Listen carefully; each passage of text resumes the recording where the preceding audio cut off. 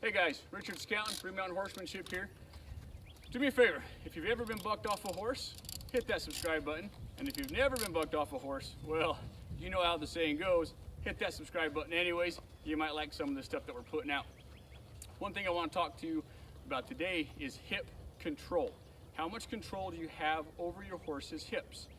Every movement a horse does should come from the hind end of a horse. Whether you're untracking a runaway horse, whether you're doing a one rein stop, engaging the hind end for a canter depart, turn on the haunches, anything like that, all comes from your horse's hips. So how much control do you have of your horse's hips? One thing that I want you to try to work on and kind of challenge yourself to do, since you've already seen, or maybe you've already seen, look up some of my seat aid videos and my leg aid videos on how to use your legs properly. But see if you can sit here on your horse, no rein contact, and see if you can slide your right leg back and have your horse move their hips. Slide your left leg back, see if you can cause your horse to move their hips. Okay, pretty simple. See if you can get some softness up front, softness in your hands, and ask for the same thing. Slide your right leg back, move those hips. Slide your left leg back, move those hips. Now she's a little bit squirrely on her front end, and that's okay. We got some horses running around making a bunch of noise and stuff. So that's just something to work on. Do it without the reins and do it with the reins. Another thing that I do in a lot of my clinics, and it really tells me how much control you have over your horse's hip,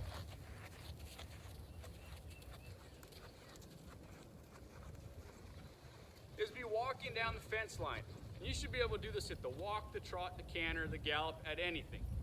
Don't have any connection up front. Walking down this fence, slide your right leg back, ask that horse to swing their hips to the inside and face the outside. Now, if my horse didn't do that, I could do a few things.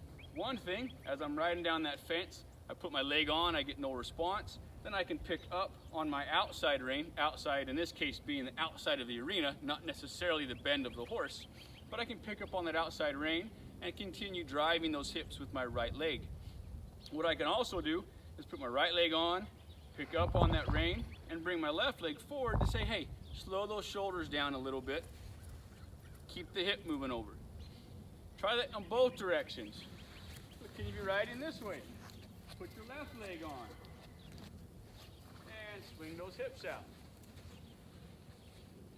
Try the same thing with a little bit of softness up front, a little bit of softness in your hands.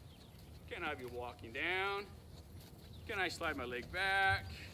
And can I get my horse to roll my hips over?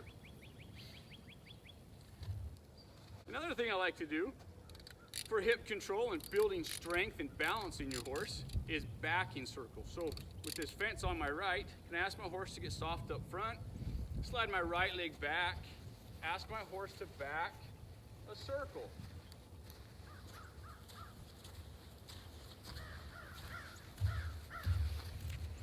And if you've done that correctly, you should end up pretty dang close to where you started. So, how much hip control do you have? Hip control helps with your canter departs.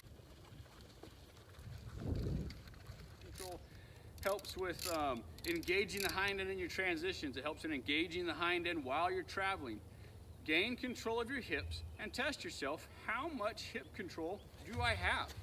Am I constantly struggling to get my horse's hips? Or can I just simply slide a leg back and get the hips? Slide a leg back, get the hips. How much control do you have of your horse's hips? Okay, just a little tidbit on hip control. Thanks for watching, and we'll catch you guys next time. See ya.